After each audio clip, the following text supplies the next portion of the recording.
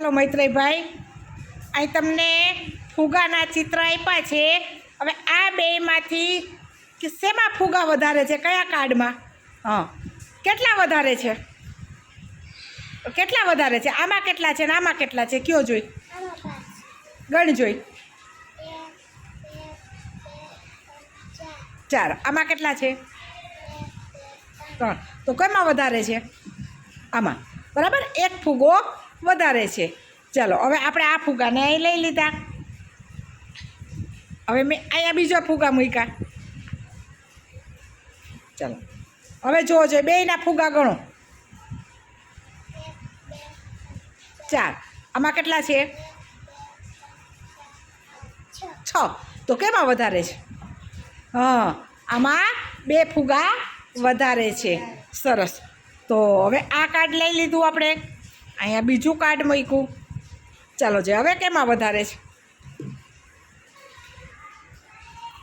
હા, આમાં કેટલા છે ને આમાં કેટલા છે? કયો, પેલા આમાં ગણો। 6। આમાં કેટલા છે?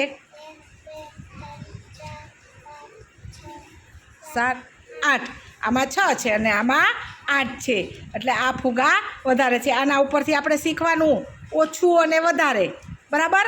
કેમાં ઓછું છે અને કેમાં વધારે છે। આપણે વસ્તુ ઘણી વખત બરણીમાં ભરી હોય તો કઈ વસ્તુ ઓછી છે, કઈ વસ્તુ વધારે છે, બરાબર? તો એવા આપણી પાસે ઘણા ચિત્ર છે।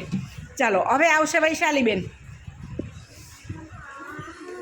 ચાલો વૈશાલીબેન,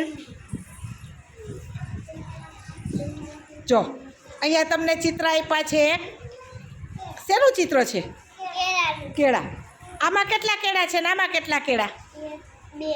હા, આમાં કેટલા છે? 1, 2, 3, 4। 4। બરાબર। તો શેમાં વધારે કેળા છે? એ કેળા વધારે છે। ચાલો હવે આ 2 કેળાને આપણે મૂકી દીધા। હવે અહીં જોવો જોઈએ, 1, 2, 3, 4 પછી ગણો, 1, 2, 3, 4, 5, 6। તો શેમાં કેળા વધારે છે? હા, સરસ, બરાબર। આપણે શીખવાનું છે ઓછું ને વધારે, એટલે કે શેમાં વધારે છે ને શેમાં ઓછું છે, બરાબર? આ કેળાના ચિત્ર આપણે મૂકી દઈએ।